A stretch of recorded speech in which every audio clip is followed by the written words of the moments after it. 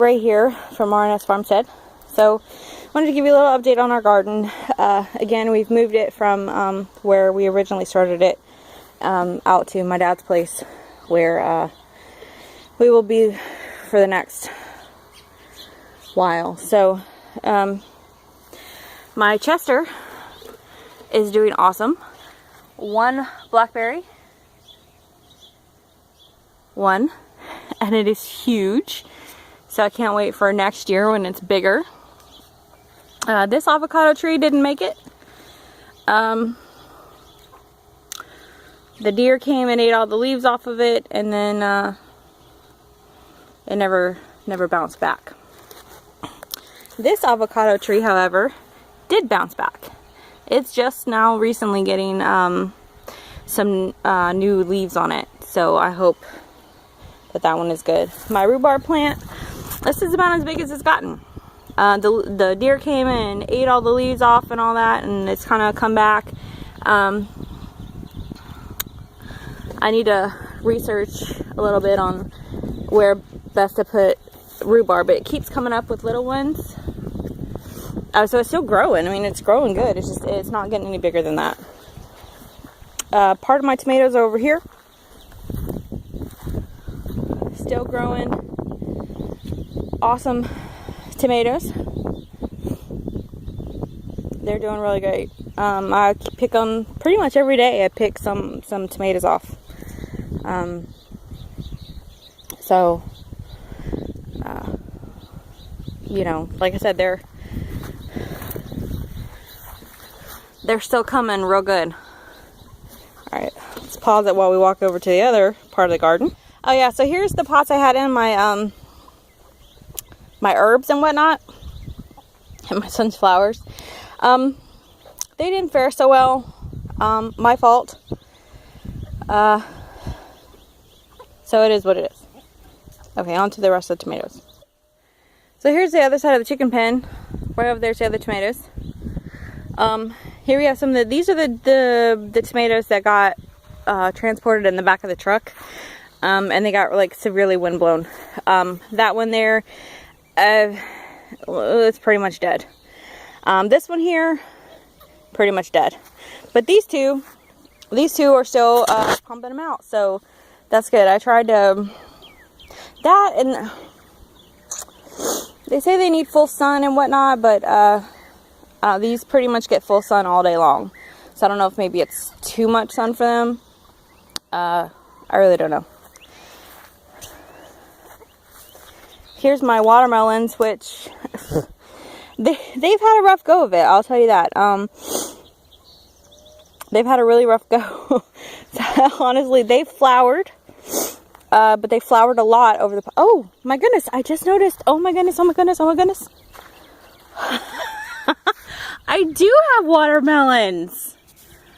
Oh, my gosh. Okay, so I totally didn't even know that. I haven't actually been out here in a couple of days. But I do have watermelons. Okay, so that's awesome. I have a few of them, looks like.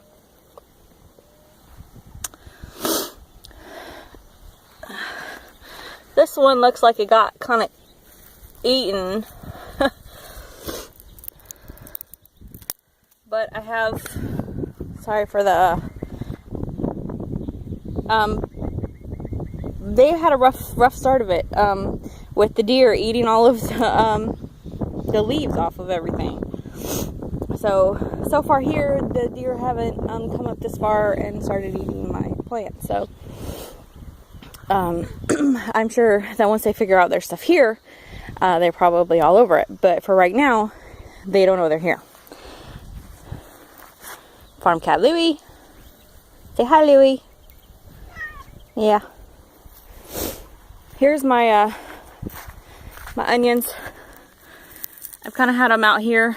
Now, some of them are not too good because they said, you don't dry them, but then I realized that they said, okay, take them and put them in a place where they're not going to be in the weather. So it actually rained like a lot. So, but some of them are getting a nice little skin on them. So these are the rest of them. Some of them are quite big. Well, like 2 of them are like really big. But they're pretty much, I guess it's probably about as big as they'll get too. Next year I want to start them from seed instead of like bulb, and see how they do. You know, it's a learning thing for me. So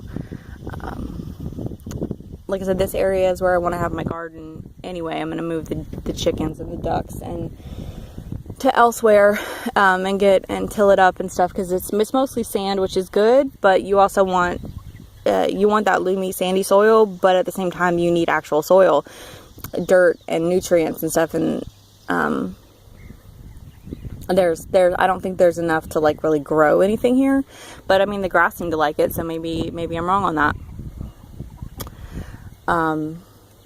But anyway, so I have to do some amending and everything to the soil, but I probably won't. I'm actually looking to get a tiller in the next few months, and then I'll till up this bit of land here that's not incorporated with the chickens, and kind of start doing stuff. I have a little leaves and stuff that are kind of been composting a little bit there. I want to move those over into here, and kind of get those incorporated into the dirt. There is a lot of roots and stuff along inside this area, so which is why I want to till it, to try to get some of these roots up. You know, like this. It's just I need them to be up. So just kind of break them up a little bit. So Farm Cat William, baby. I went to say hello, not to come to me. Yes.